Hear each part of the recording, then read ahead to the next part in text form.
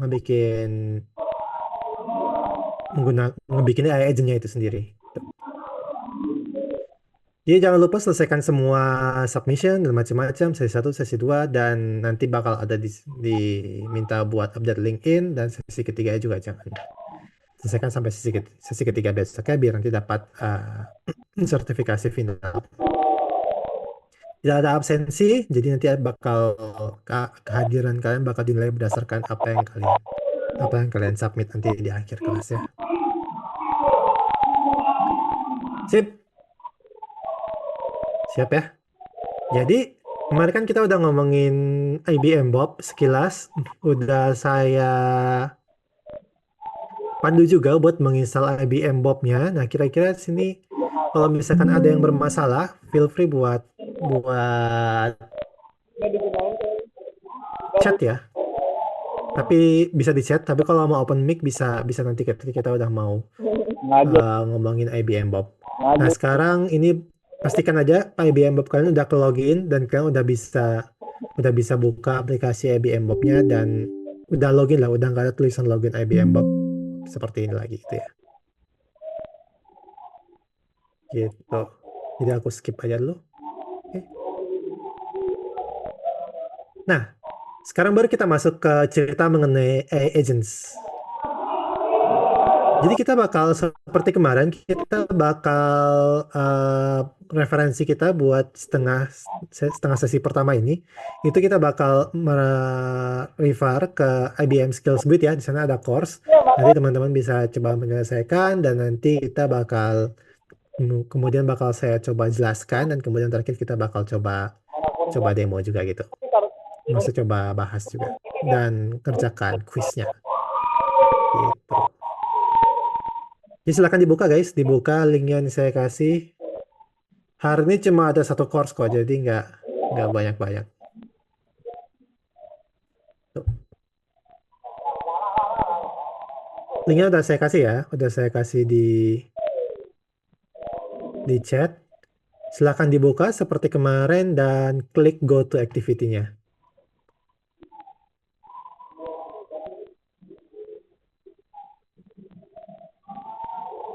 Silakan dibuka seperti ini, terus login bagi yang belum login.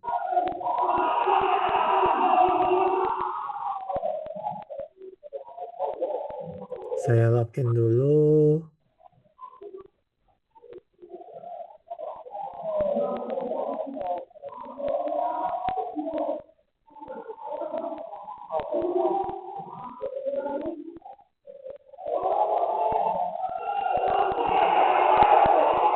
Oke, kalau sudah login, seperti kemarin, klik Go to Activity ya. Klik Go to Activity, nanti bakal kebuka course-nya.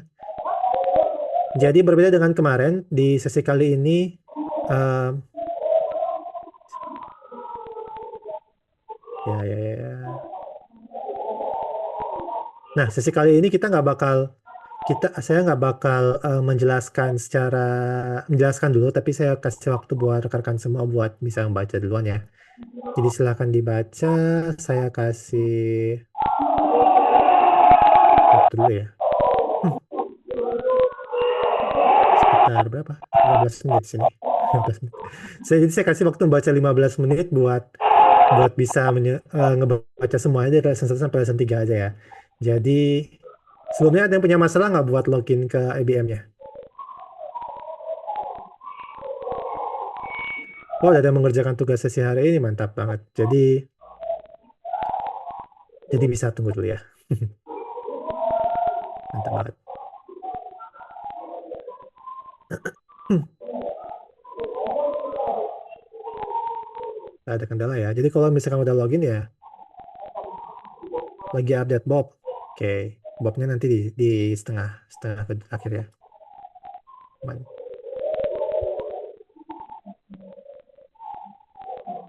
Ya, emang belum. Silakan dibuka dulu aja. Emang belum selesai kalian. Nanti kalian saya kasih waktu buat menyelesaikan semuanya. Nah, eh jadi silakan dikerjakan dulu yang course ini ya, course Unleashing the Power of AI Agent. Nanti masalah Bob Masalah Bob nanti bakal saya lanjutkan ketika course ini udah selesai semua. Jadi saya kasih waktu kurang lebih 15 menit bagi yang udah bagi yang udah mungkin bagi yang udah baca sebelumnya, bagi yang udah baca sebelumnya itu silahkan ya ditunggu aja atau kalau kalau mau baca lagi silahkan baca lagi, tapi bagi yang belum baca saya kasih waktu sekitar 15 menit di sini. Oke, saya mulai dari sekarang ya. Kalau gitu saya izin dulu, silahkan teman-teman baca-baca modulnya selama 15 menit sampai pukul 7.30. Nanti saya bakal bahas materinya secara dari saya sendiri. Oke. Bagi yang udah ngebaca mungkin bisa bisa mulai ngebaca bobnya ya.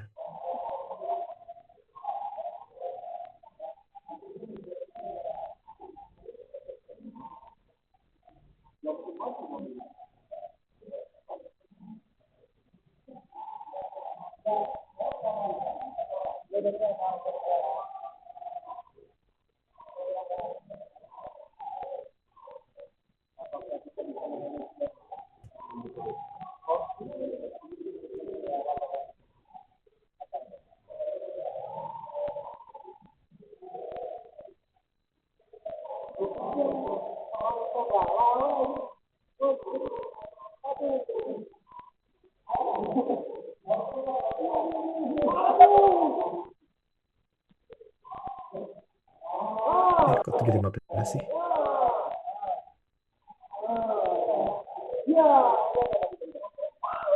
Silakan, Bapak. Silakan selesaikan sesi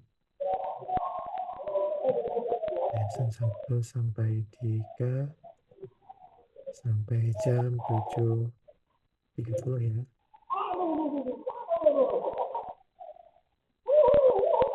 Ada typo ya, udah ya. Upload sertifikatnya susah, susah kenapa ya? Saya nggak pernah nyoba sih. Tapi susah kenapa ya?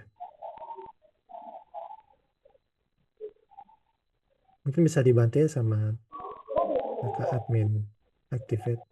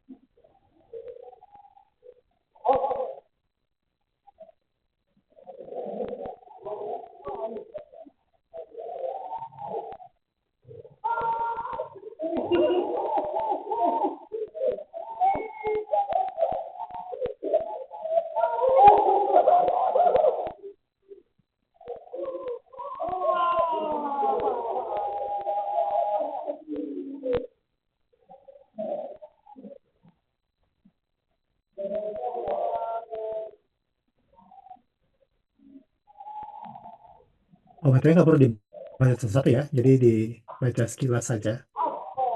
Nah mungkin ini kalau ada activity bisa coba kerjakan. Dan kalau kalian nggak selesai nanti bakal saya bahas juga.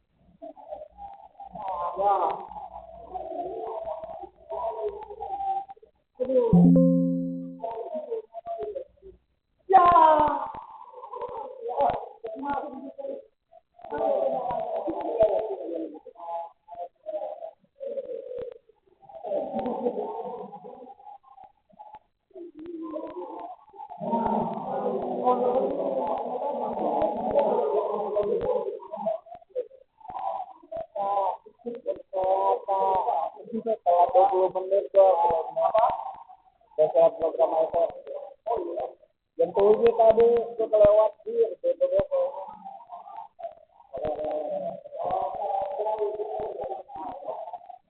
jadi lupa lagi gue aja kapan bilang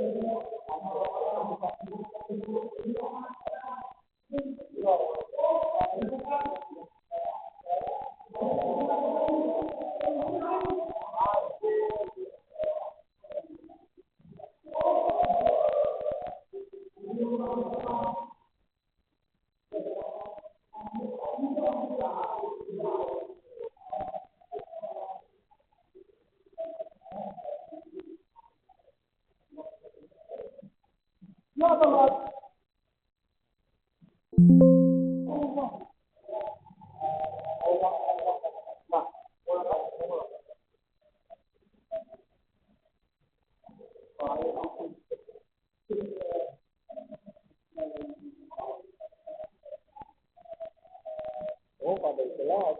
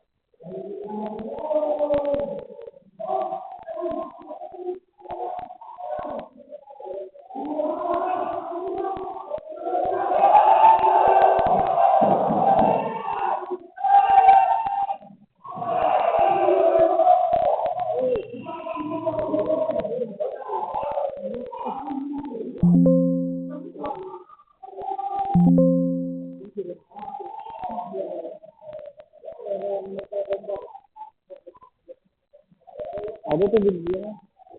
Oh, jam 7.30 ya. Nggak ada yang punya kendala? Ya, goalnya sih sampai lesson 3 udah checklist semua ya.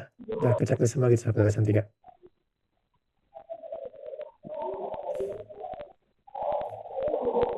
Ya, paling sini kan mesti ngerjain activity-activity-nya kalau belum ngerjain.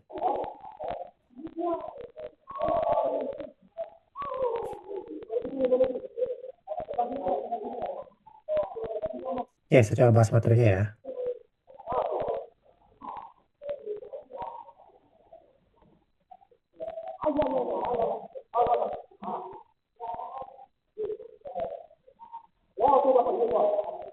Hmm. Jadi,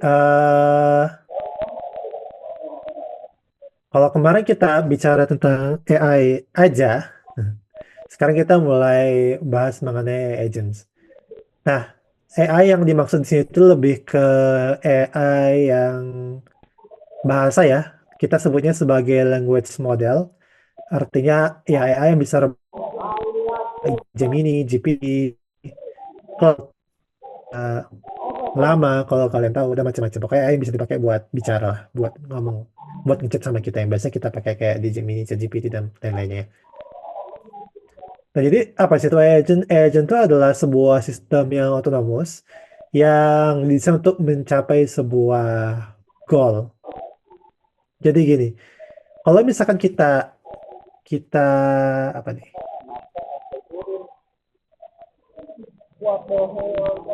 Saya kasih ilustrasi ya. Salah.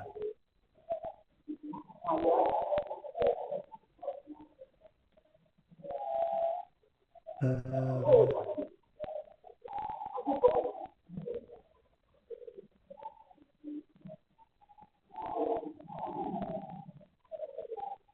jadi gini, kalau misalkan kalian biasanya pakai kayak misalkan AI lah, AI chat kayak kayak Gemini, GPT dan lain-lain,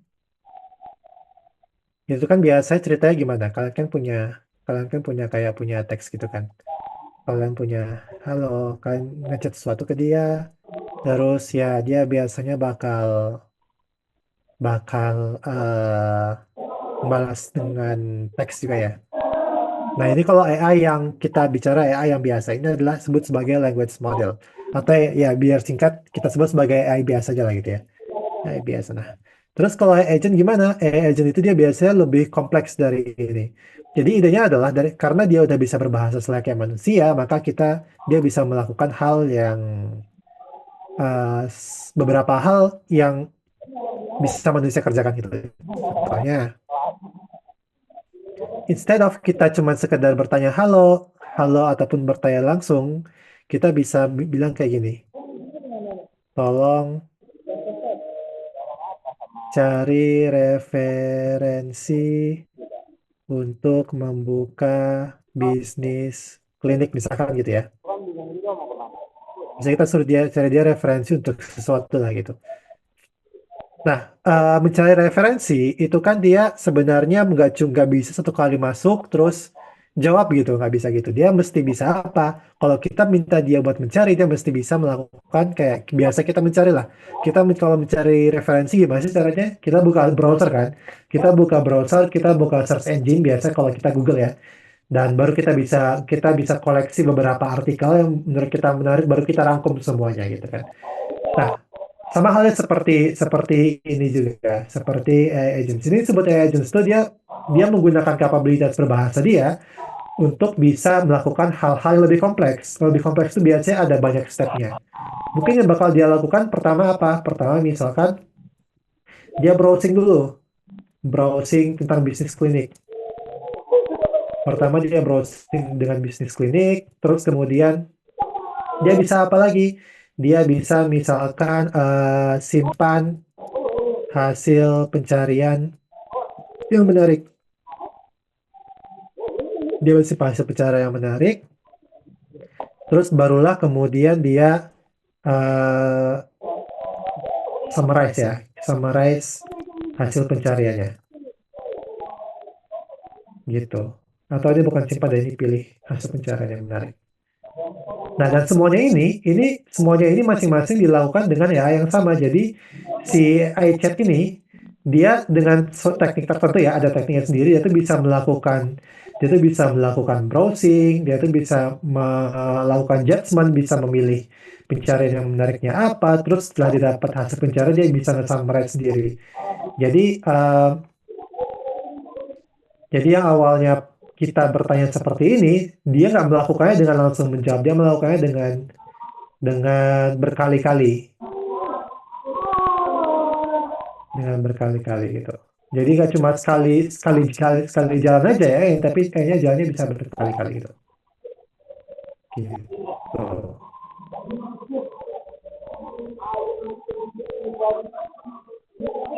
Nanti baru keluar hasilnya. Dikembalikan ke orang yang bertanya ya. Nah, jadi yang namanya agent itu seperti itu. Jadi dia bukan cuma sekali tanya terus keluar jawabannya, tapi dia bisa ada flow-nya. Jadi pertama saya mesti kayak gini, kedua mesti kayak gini, ketiga mesti kayak gini, dan mungkin mungkin di awalnya itu ketika misalkan dia summarize mungkin dia nggak apa-ngapain tapi dia cuma bisa ada yang namanya berpikir, thinking atau reasoning, itu juga bisa. Itu salah satu juga gitu, salah satu kapabilitas dari AI agents, dia bisa melakukan thinking atau reasoning. Nah, gitu. Jadi kurang lebih kayak gitu. Jadi kita melakukan kita kita bertanya, kita sekali bertanya itu artinya kita menjalankan sistemnya itu bakal secara otomatis menjalankan AI-nya secara berulang-ulang. Dia ada step-stepnya. Mungkin kita kasih stepnya apa awal browsing atau kemudian bisa macam-macam gitu, tergantung kasusnya gimana nanti ya. Dan itu bisa kompleks banget, literally kompleks banget. Bisa kayak mungkin AI yang modern sekarang yang lebih advance itu bisa kayak ngebaca dan ngebalas email. Dia secara otomatis ngebaca email yang masuk ke email kalian, terus uh, bisa bikin apa, notifikasi secara otomatis di kalender kalian, terus bisa balas email secara otomatis, dan bisa macam-macam. Misalkan kalau dalam konteks misalkan buat AI assistant ya, misalkan kalian punya klinik, terus kalian pengen menerima komplain dari pelanggan kalian dan pengen ada actionnya. Bisa aja kalian bikin sebuah AI di mana pelanggannya itu bisa langsung ngecek ke AI-nya, terus AI-nya bisa langsung secara otomatis mungkin cari sumber yang relevan, mungkin bisa buka tiket support langsung tanpa mesti dibantu manusianya, atau mungkin bisa langsung resolve masalah dari pasien tersebut. Mungkin pasiennya minta tolong jadwalin saya di hari ini dengan dokter ini gitu, dia bisa aja langsung ngebikin assignment-nya secara langsung by system tanpa mencari intervensi manusia. Jadi dengan kemampuan seperti ini tuh kapabilitas AI itu bisa kayak banyak banget. Dan dia itu sekarang itu sudah bisa berinteraksi dengan dunia nyata. Kalian bisa bikin robot bahkan. Bikin robot menggunakan AI sekelas kayak GPT itu bisa. Bisa kalian bikin buat AI yang bisa secara otomatis matiin dan hidupin lampu di rumah kalian. Bisa matiin AC secara otomatis. Mungkin kalau berani bisa jalanin mobil sekarang. Pokoknya semuanya bisa. Sekarang AI itu. Nah, paling tergantung seberapa akurat dia bisa melakukan tersebut. Tapi kalau ditanya apakah bisa gitu ya. Jadi itu AI agentnya. Nah, tapi coba kita lihat secara konseptual. Lebih secara konseptual lah. Jadi sifat-sifat dimiliki agents itu pertama dia ada namanya siapa? Sorry. Dia itu sifatnya otonomi, dia itu bisa beroperasi sendiri. Kayak tadi kita minta dia buat merangkum sesuatu, maka dia bisa merangkum tanpa mesti kita secara eksplisit bilang, tolong searching ini, tolong searching ini, tolong searching ini. Gitu.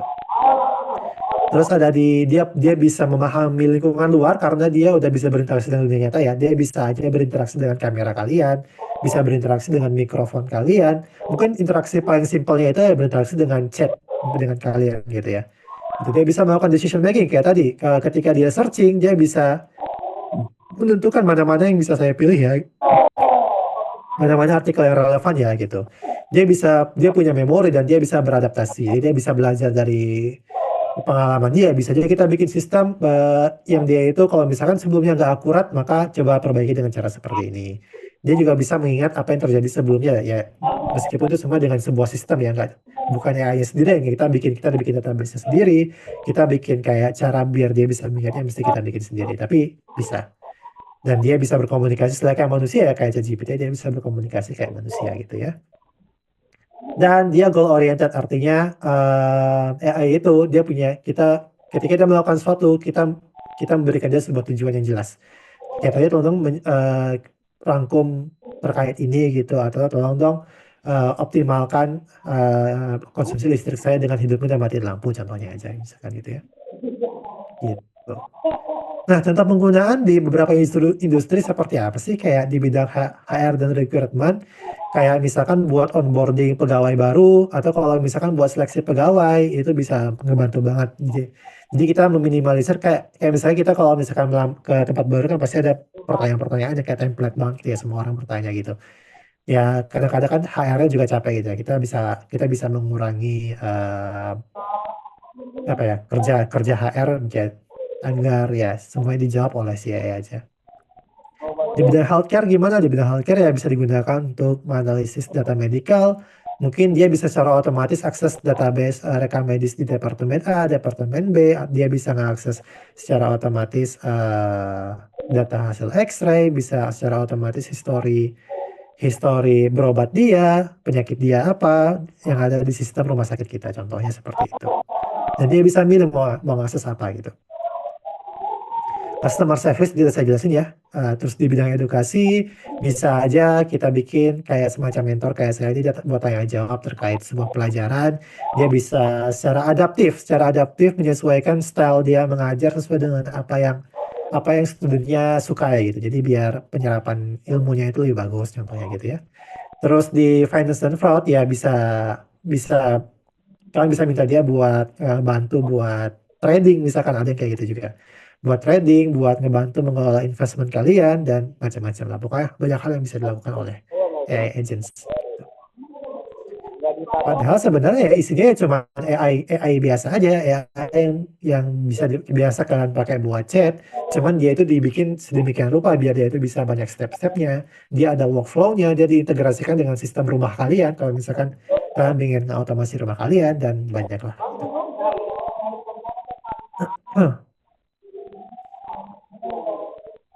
Jadi ada beberapa jenis agents di course ini ya. Sebenarnya bukan suatu hal pembagian yang saklek sih.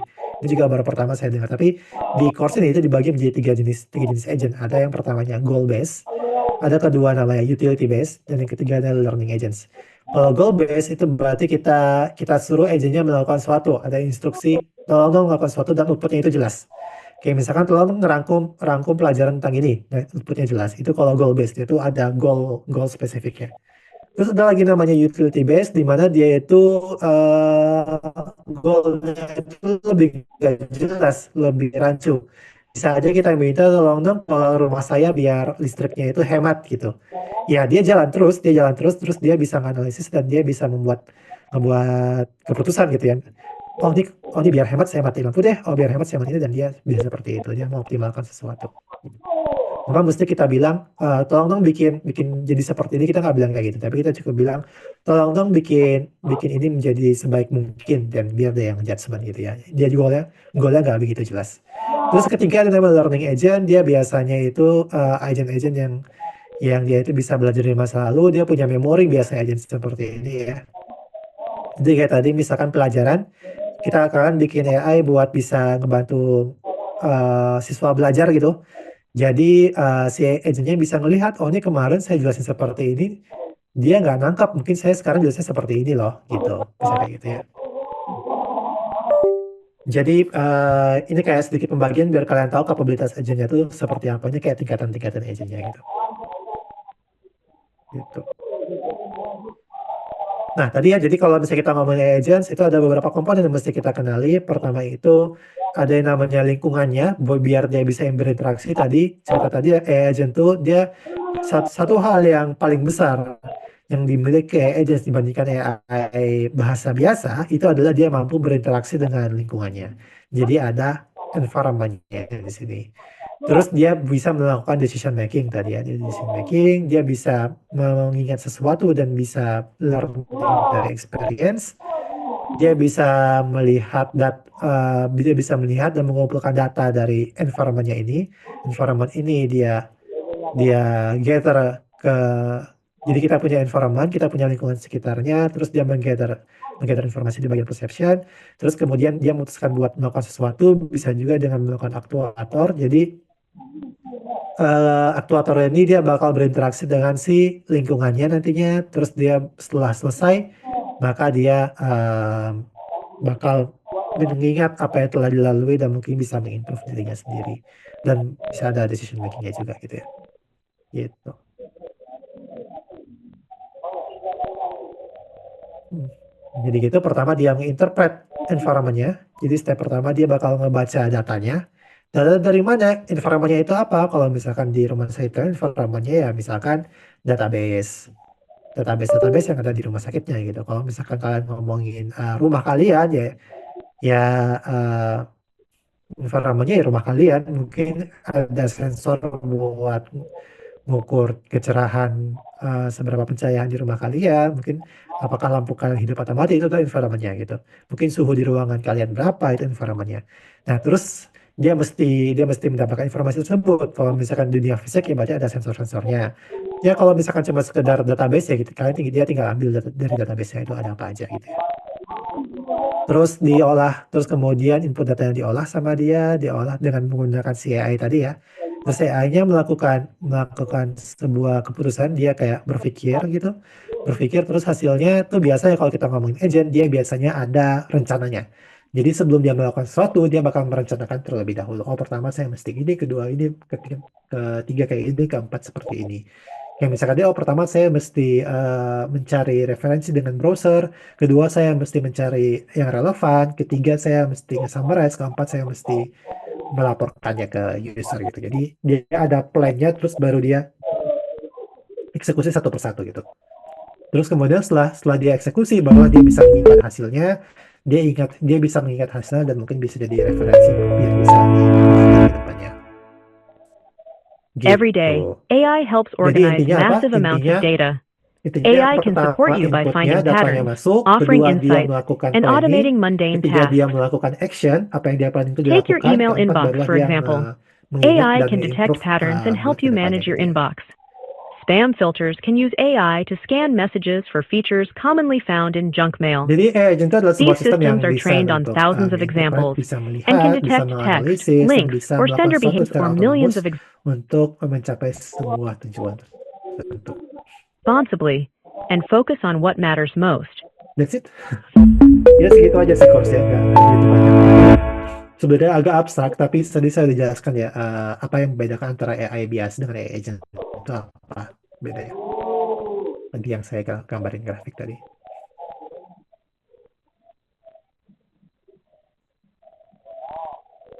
Oke, aku harapin lesson 1 sampai lesson 3 teman-teman semua itu sudah mengerjakan. Nah, sekarang silahkan coba kerjakan simulationsnya. 15 menit, kayaknya kelamaan deh, 10 menit lah ya. Ya, 10 menit sampai jam 8.00. Silahkan coba dikerjakan. Silahkan coba dilanjut lagi. Coba dilanjut yang bagian simulation.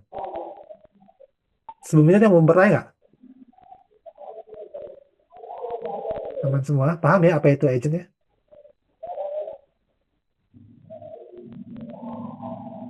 Ya, sembari silakan dikerjakan ya simulasinya ya. Mungkin sembari itu saya bakal bertanya.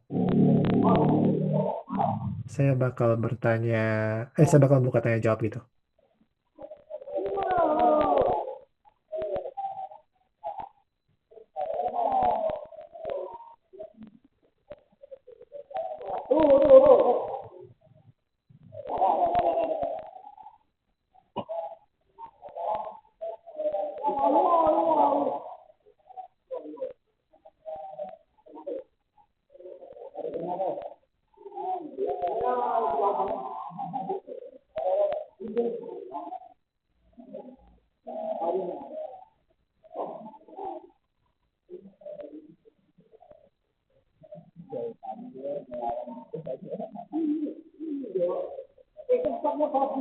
Ya, silakan jika ada yang mau bertanya. Ini Kak Aziz bertanya ya. Bedanya AI chat sama agent itu kalau AI chat dia cuma bisa ngobrol sama kita dan maksimal generate konten. Kalau AI agent dia adalah berinteraksi dengan mengerjakan tugas yang kita suruh atau bisa berinteraksi dengan lingkungannya. Contohnya, oh ini bukan pertanyaan sih, ngasih tahu. Ini ke dia Copilot, yang ada agent, ya bener banget. Ya dia bisa berinteraksi dengan lingkungan sekitar kalau AI agent ya. Ini kita bakal coba nanti ketika ngoding ya. Ini juga contohnya dikasih ke Aziz. Ini buat ngoding nanti kita bakal coba juga. Kalau ini contohnya itu pakai GitHub Copilot, nah nanti kita bakal coba kayak IBM Bob-nya nanti ya. Oke.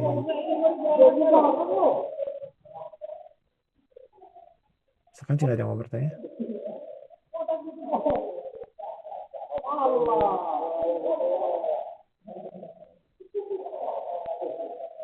Ini saya lupa sih, ini ngapain sih simulasinya.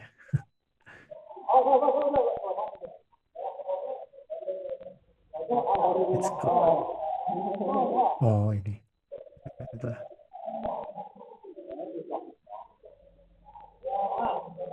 Nah, nah.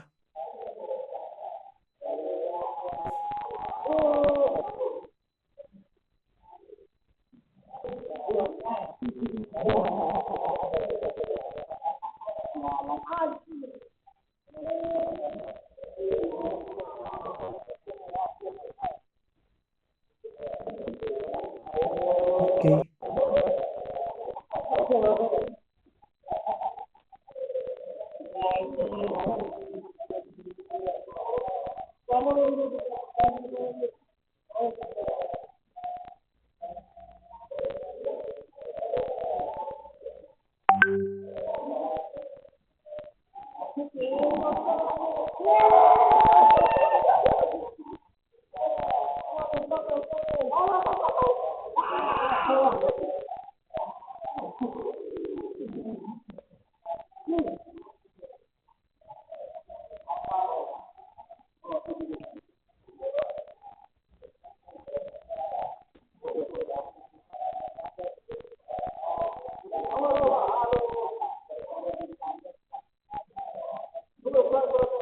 Twenty 2024 will be the year of AI agents. So, what are AI agents? And to start explaining that, we have to look at the various shifts that we're seeing in the field of generative AI. And the first shift I would like to talk to you about is this move from monolithic models to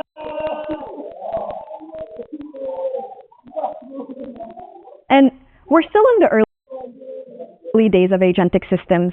We're seeing rapid progress when you combine the effects of system design with agentic behavior. And of course, you'll have a human in the loop in most cases as the accuracy is improving. I hope you found this video very useful, and please subscribe to the channel to learn more.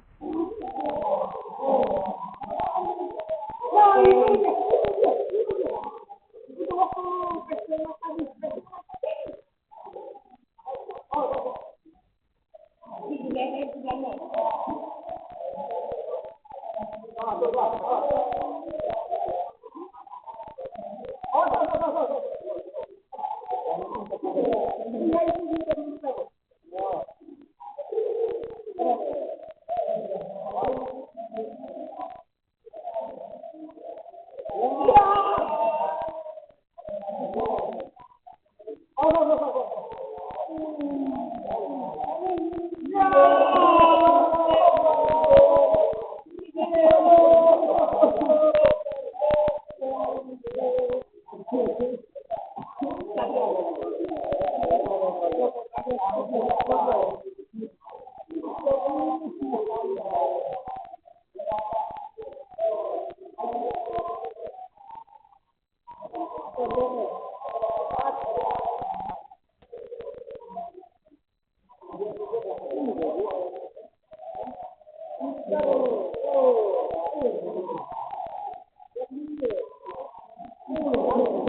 mana tahu anjir kan gua nggak gitu tanpa nonton itu kan nonton apa dulu ya kan gua langsung main bro.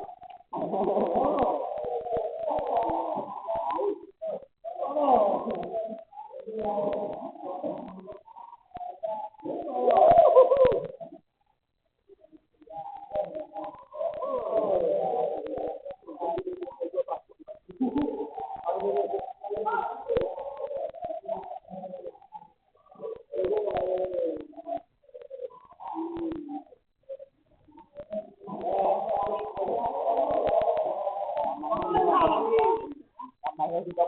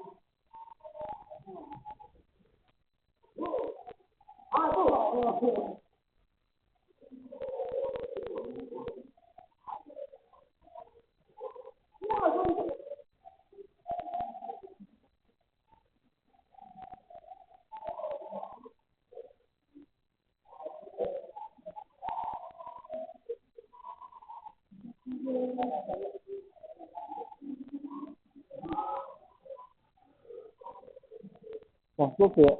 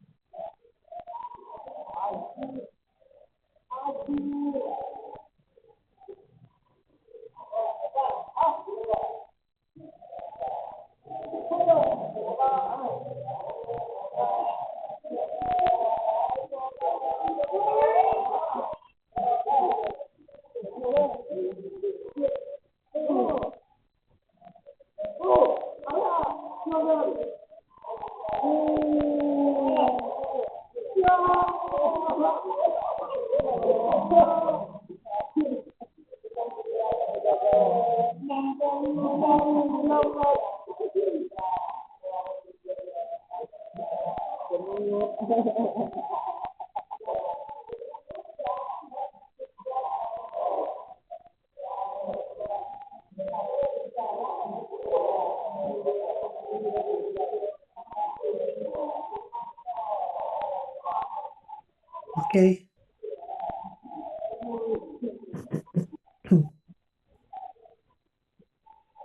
Udah jam 8, ada yang punya masalah buat nyelesain bagian simulasi ini? Saya namanya tinggal ikutin ini ya.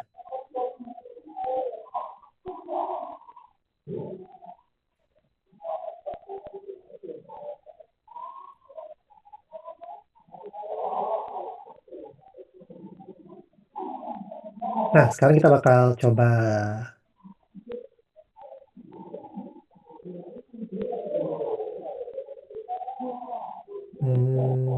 ya nggak perlu saya tekan ya simulasinya ya. Udah bisa sendiri kan, tinggal ikutin aja kan.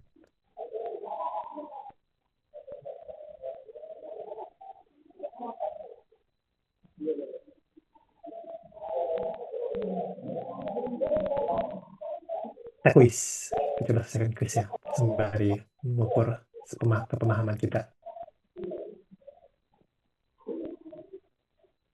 Oke, bagian selesai semuanya, berarti tinggal mengerjakan quiz ya. Silahkan kita coba kerjakan ya. Silahkan kita coba kerjakan sendiri atau bisa bareng-bareng. Nggak tahu deh, pertanyaan bakal sama atau nggak. Sebuah platform menggunakan AI agent, platform edukasi menggunakan AI agent untuk mengkustomisasi experience pembelajaran bagi student berdasarkan progres mereka. Jadi dia bisa mendeteksi daerah di bagian mana studentnya merasa kesulitan dan bisa mengadjust penjelasan agar studentnya bisa lebih mudah paham gitu, dan bisa tingkat kesulitan juga bisa diatur berdasarkan kemampuan studentnya. Nah, tipe agent seperti apa yang digunakan di kasus ini? Jadi dia learning experience for students. Jadi antara learning atau utility based ya. Utility based soalnya dia kan nggak ada goalnya, dia lebih mengoptimalkan sesuatu, tapi kayak sih lebih ke learning sih.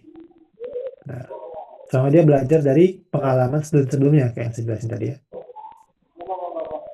Sebuah agent untuk ngefilter email menerima sebuah pesan masuk dan melihat kontennya, melihat siapa pengirimnya dan struktur emailnya untuk menentukan apakah emailnya termasuk spam ataupun email yang bukan spam gitu ya. Nah, step apa di sini? Jadi dia menerima pesan masuk dan melihat isinya, kontennya, dan lain-lain informasi terkait. Itu berarti di bagian proses input data ya. Soalnya dia udah mulai mengolah, udah mulai melihat isinya. Terus sebuah self-driving car, dia terus monitor jalan secara terus-menerus, dan dia monitor traffic pattern yang terus berubah-ubah, dan lama-kelamaan dia bisa efisien dalam mengantisipasi kemacetan dan macam-macam. Jadi dia itu belajar berdasarkan pengalaman dia menyetir selama ini, itu termasuk dalam step learning curve ya. Oke. Jadi sebuah streaming platform itu pengen mengimprove user experience buat usernya dengan menggunakan ada redaksi sistem ya, berdasarkan selera user masing-masing. Jadi dia menganalisis history apa yang usernya lakukan, preferensinya apa, dan bagaimana usernya berinteraksi agar bisa memberikan yang gitu. Seperti ini soalnya AI-nya itu yang namanya personalisasi itu kan sebuah sistem yang dia itu bisa menyesuaikan berdasarkan selera kita ya. Berarti ini kan dia menggunakan AI untuk menyesuaikan agar dia bisa merekomendasikan berdasarkan apa yang kita suka, berdasarkan apa yang sudah kita lakukan sebelumnya, apa yang kita like sebelumnya, dan macam-macam. Next.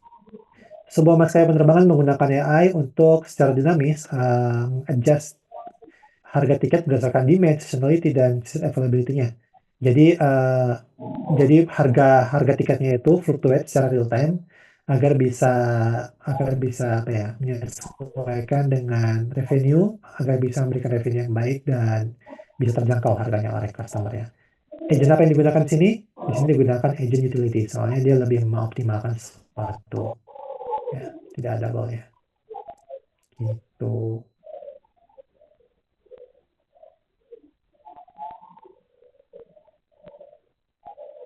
Oke. Nah, setelah ini selesai, oke, mestinya kalau misalnya itu udah 100% komplit ya, udah 100% komplit, silahkan teman-teman exit kalau 100% komplit dan silahkan download di sini, view completion certificate, terus download nanti bakal dikirim ya. Nah, ada yang di chat tadi yang dia itu nggak muncul, view certificate, completion certificate-nya nggak muncul. Itu bisa tunggu dulu, atau kalau misalkan nanti di akhir kelas masih belum muncul juga, coba chat adminnya di WhatsApp ya, bagi yang nggak ada tulisannya. Padahal, tapi make sure dia udah completed statusnya, dan cara downloadnya di actions-nya, di actions, terus dipencet ininya.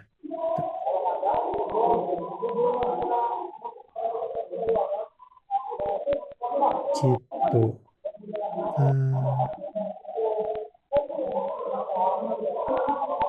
Dan ini nggak ada cradle-nya ya.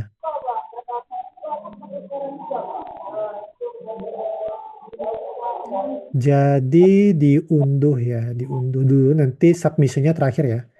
Submission-nya terakhir. Oke, silakan. Sampai sini ada yang mau bertanya lagi? Atau ada yang belum dapat sertifikatnya?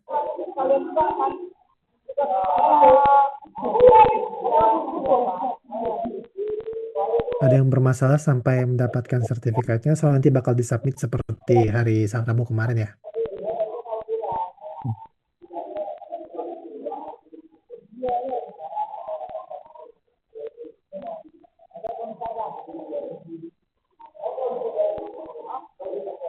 Aman, mantap.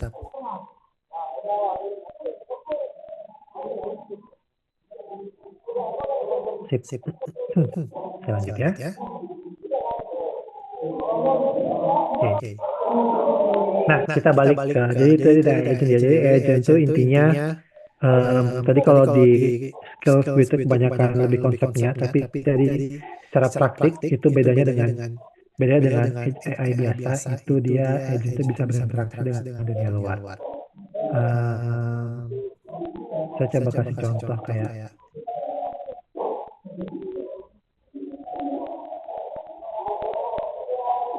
kalau Meta AI sama ya.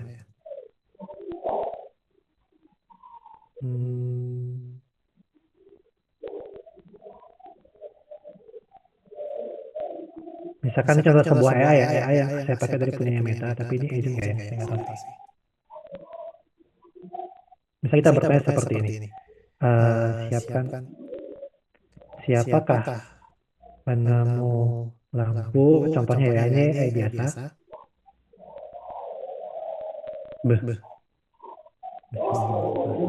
Gemini aja deh. Jadi tanpa kita sadari sebenarnya AI yang biasa kalian berinteraksi kayak itu GPT dan Gemini itu sebenarnya udah termasuk agent. Soalnya dia sekarang udah by default, dia udah terintegrasi sama kapabilitas buat searching, buat macam-macam, dia ada banyak koneksinya. Kalian bisa upload file sini, dia bisa melakukan seleksi dokumen sana, itu udah termasuk sebagai agent gitu, meskipun masih yang sederhana gitu ya. Jadi sebenarnya agent itu udah kayak udah biasa aja sekarang gitu ya. Misalnya kita bertanya siapakah penemu lampu,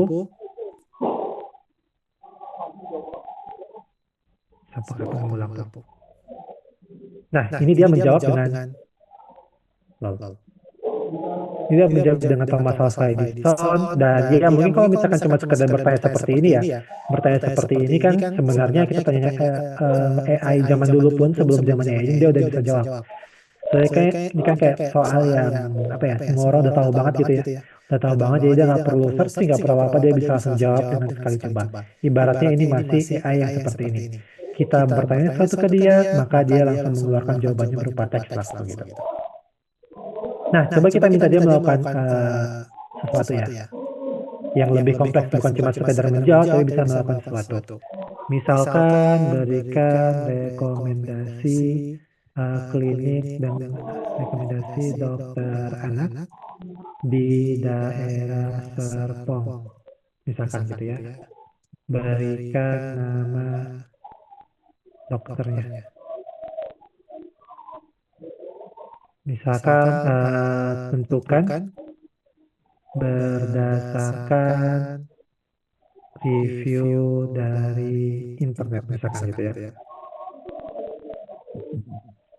Nah, ketika kita tanya seperti ini, mau nggak mau dia udah bilang tadi kan, dia udah bisa melakukan searching tadi, tidak ada tulisan searching tadi ya. Terus dia udah bisa kemudian searchnya bakal di summarize sama dia. Ini bisa betulnya nggak ya?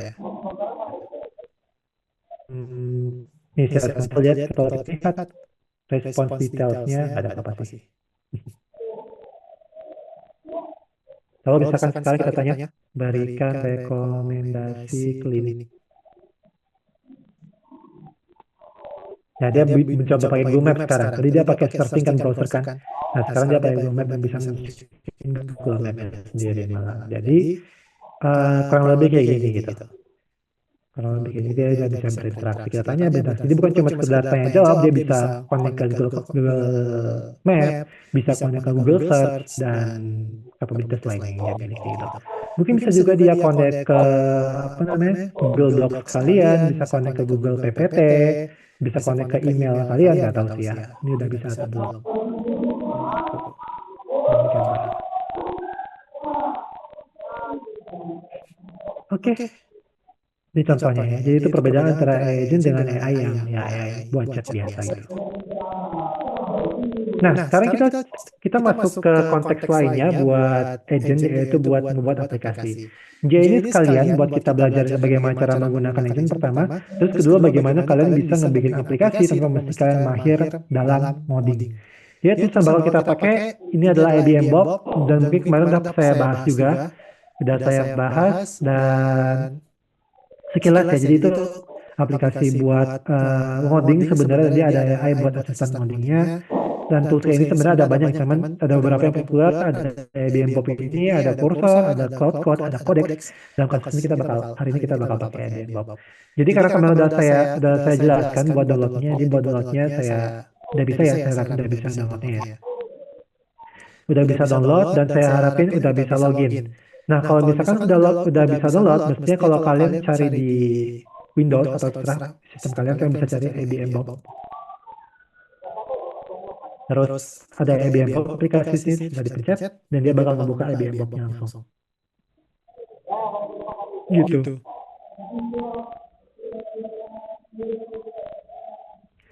Dan tanda kalian udah login itu seperti apa? Tanda kalian yang udah login, ini mestinya di sini nggak perlu login lagi di bagian kanan ini.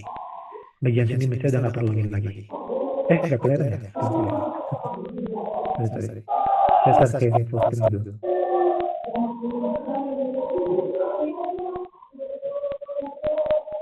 Saya ulang ya. Jadi kalau misalkan udah install, mestinya kalian searching di sini ya. Kalian buka ini, search bar di laptop kalian, terus tulisnya IBM Bob, terus diklik aja IBM Bob-nya. Mestinya bakal kebuka, dan kalau kalian udah sign in, ini mestinya nggak bakal diminta login lagi. Tapi ini kalau belum login, dia bakal minta login. Nah, ini kebetulan saya belum login, saya coba login dulu ya.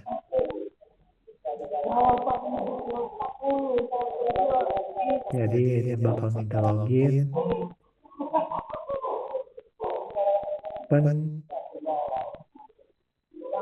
Ikut aja instruksinya ya. Terus nih coba login ke IBM lagi. Dia pakai akun IBM-nya kok.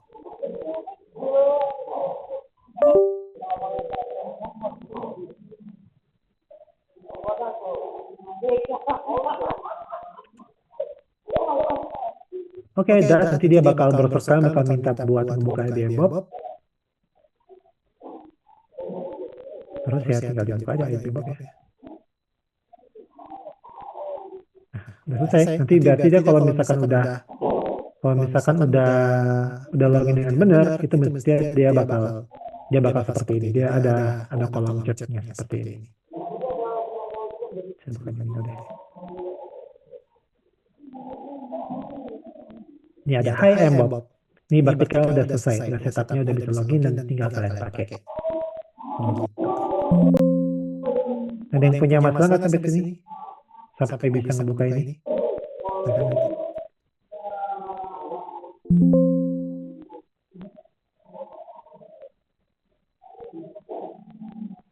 Mantap, aman.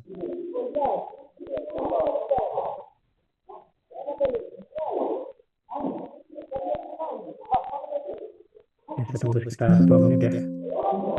Atau masih ada yang proses.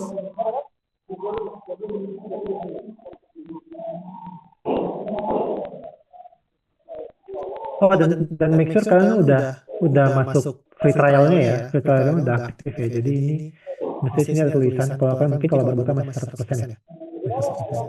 Masih. Ini plan-nya ada trial plan.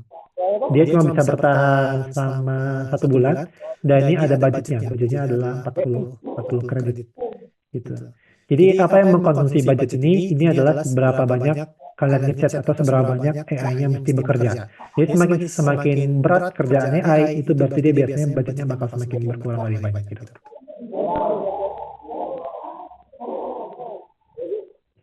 Baik.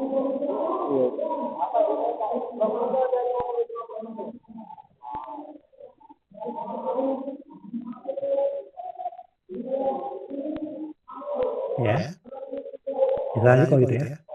Nah, itu saya lanjut. Nah, sekarang kita bakal coba ngebikin aplikasi. Aplikasinya sederhana dulu aja. Kita bikin aplikasi web kayak website gitu, yang sederhana dulu aja. Soalnya biar latihan dan biar kreditnya nggak habis. Jadi kalian masih bisa coba-coba. Nah, jadi kalau kita ngebikin sebuah project software ya, itu biasanya kita mesti menaruh softwarenya itu. Kita kan mesti ngoding kan, kita bikin sebuah code dan code itu mesti simpan ke dalam sebuah foldernya. Jadi pertama kita bikin folder buat kita menaruh si project kita. Gitu. Ya bisa di mana aja, misalkan seperti ini. Misalkan saya buka folder download saya, terus saya bisa pencet new folder di sini. Saya pencet new folder, terus misalkan IBM Bob sampel. Jadi kita karena nama folder apa aja ya. Misalkan saya bikin IBM Bob project 1. Nah, bisa dibikin foldernya, terus kemudian di IBM Bob-nya kalian bisa open foldernya. Kalian open folder dari IBM Bob. Dibuka folder yang barusan kalian bikin tadi ya. Terus select folder. Dia bakal ngebuka tulisannya seperti ini, please yes, I trust the authors ya. Please yes. Nah, bakal ngebuka kayak gini. Dia bakal tulisan nama folder yang kalian buka itu bakal muncul di sini. Ini kita sebut sebagai editor, dan ini kalian bisa nambahin, bikin file baru, bisa bikin file, misalkan saya bikin file dengan kayak gini ya. Tapi kalian nggak perlu bikin file buat custom file ini, saya cuma kasih gambaran dia bagi yang penasaran. Misalkan hello.txt, saya bikin file teks ya, misalkan nama saya Adit, saya bisa tulis di sini teksnya, saya Ctrl S buat save, dan dia bakal muncul juga di folder export kayak ini teks yang barusan kita bikin di itu. Tapi ini berarti ya ini kayak editor biasa berupa teks, editor teks. Kalian bisa bikin file teks berupa apapun gitu ya, selama bisa diedit di sini. Gitu. Jadi apapun file yang kalian tambahkan sini bakal muncul juga di komputer kalian di sini, obviously ya. Kalian bisa lihat. Nah, oke, sampai buka folder aman ya? Ada yang bingung sampai buka foldernya?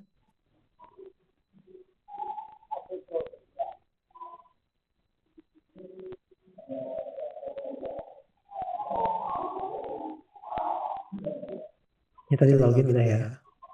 Terus kemarin tentang terkait set coding sendiri udah saya jelasin. Jadi intinya set coding itu kita ngecode tanpa menggunakan AI. Jadi orang yang belum begitu paham coding itu bisa membuat aplikasi dengan sangat-sangat gampang, dan itu stepnya itu jadi semua orang sekarang tuh banyak juga sekali kayak di LinkedIn itu bertebaran orang-orang pada bikin aplikasi dan bahkan dapat duit ya, bahkan dapat duit sendiri dengan ngebikin aplikasi hanya dengan vibe coding seperti ini. Jadi kemarin langkahnya juga saya jelasin, kita pilih alat dulu pertama. Ini kita pakai IBM Bob. Nanti kita bakal masukin komennya, dalam artian kita bakal masukin perintah yang bakal kita kasih ke Bobnya buat ngebikin apa, terus apa aja yang kontennya seperti apa dan lain-lain. Terus dia bakal menghasilkan code, terus setelah menghasilkan code dia bakal kita bisa testing hasilnya, kita bisa buka aplikasi apa kalau udah sesuai atau belum, terus kita bisa melakukan verifikasi tambahan. Eh, Kayak misalkan kita cek, kita minta dia analisis ini keamanannya gimana ya, terus ini apakah tahan terhadap error apa gimana ya, kita bisa melakukan improvisasi lebih lanjut. Gitu, jadi kurang lebih seperti itu. Nanti kita bakal ngasih perintah ke dia, terus kita cek hasilnya seperti apa, terus kemudian kita kasih feedback ke dia seperti apa, mesti gimana lagi buat improvisasi, terus kita tambahin fitur satu persatu dan sampai nanti finalnya adalah sesuai dengan yang kita inginkan gitu. Gitu. Ini udah login ya. Nanti kita bakal praktek sedikit.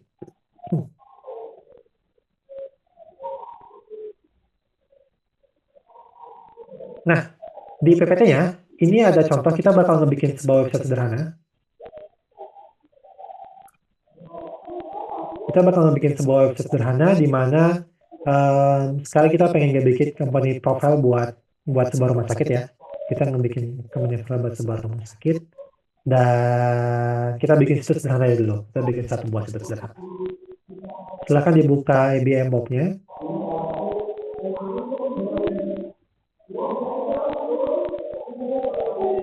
Saya bisa restart. Bentar ya.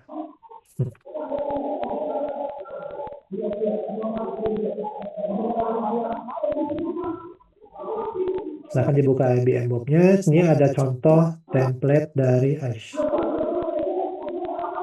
Ini ada contoh template dari yang bakal perintah kita. Ini saya copy aja ke chat. Ada yang bertanya, Kak, ini di record ya? Ini di record kok. Terus kita coba lihat perintahnya perlahan-lahan ya.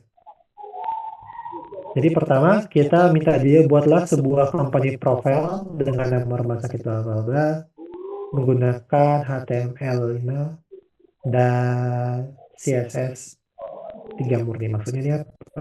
Coba saya jelaskan. Jadi kita copy terus kita paste di sini ya. Kita paste di kolom chat si Bob-nya. Ini saya besarin aja. Jadi besarin.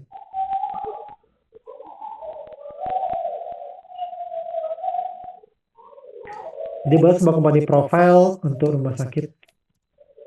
Untuk rumah sakit bernama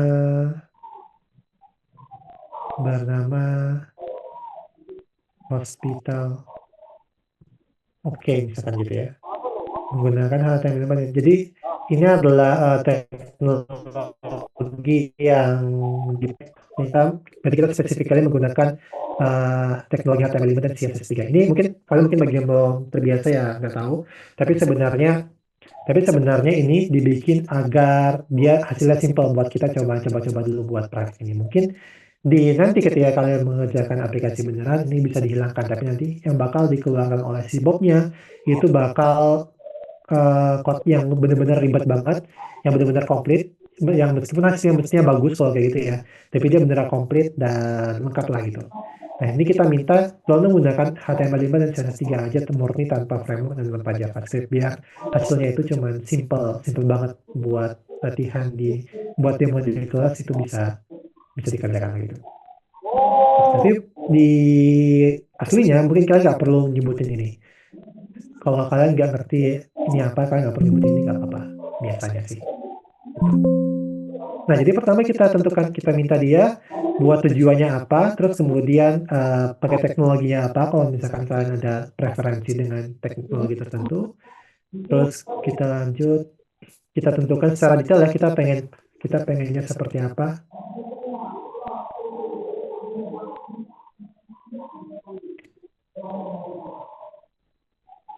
Jadi kita pengen desainnya modern, bersih, profesional, responsif dengan warna utama biru muda, putih, dan sedikit aksen biru tua. Setelah kalian mau kalian ganti jadi warna ungu, abu-abu, setelah kalian. Buat satu halaman, jadi kita secara spesifik minta dia buat satu buah halaman aja. Halaman landing page dari navbar. Navbar buat rumah sakit hospital, oke. Kita spesifik buat satu halaman utamanya aja. Jadi halaman lainnya jangan dibikin dulu. Terus ada hero section dengan tagline kesehatan, ada about us, ada layanan unggulan, dokter spesialis, testimoni, dan ada footernya juga di halaman. Jadi kita beritahu secara spesifik apa yang pengen kita berikan. Terus kemudian gunakan layout sederhana, card design, border radius, bla bla. Gunakan konten berupa dummy konten kalau misalkan nggak ada kontennya. Berarti kita minta dia tolong kontennya karena kita belum ada. Tolong dong gunakan yang bikin pura-puranya aja gitu. Dan kita pengen fokus pada tampilan front end-nya aja. Saya bakal jelaskan dengan menggunakan teknologi yang ini. Jadi kurang lebih seperti ini. Nah, kita coba jalankan.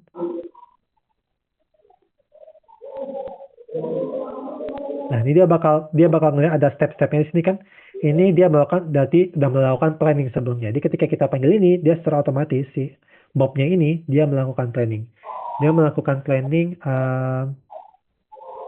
step pertama adalah ini, step kedua ini, step ketiga adalah ini. Gitu. Terus kemudian dia baru masuk step kedua. At least di sini dia berinteraksi dengan lingkungannya dengan gimana di sini.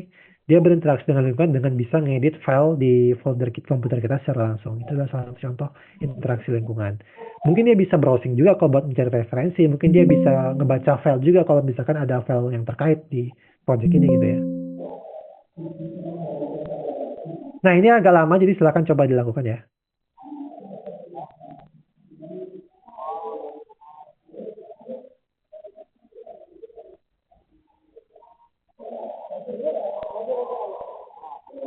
Ada yang bertanya ke Anggoro, Kak, maaf, tapi ini di modul PPT yang kami akses, case-nya beda, judulnya Notari Publik Website. Hah? Jadi apakah mengikuti case kreatif atau yang di PPT aja? Semuanya kah? Berarti kan salah ngambil PPT sih. Juga. Walah. Kalian salah dapat PPT berarti ya? Judulnya hal sesi 2 kok. Mana sih?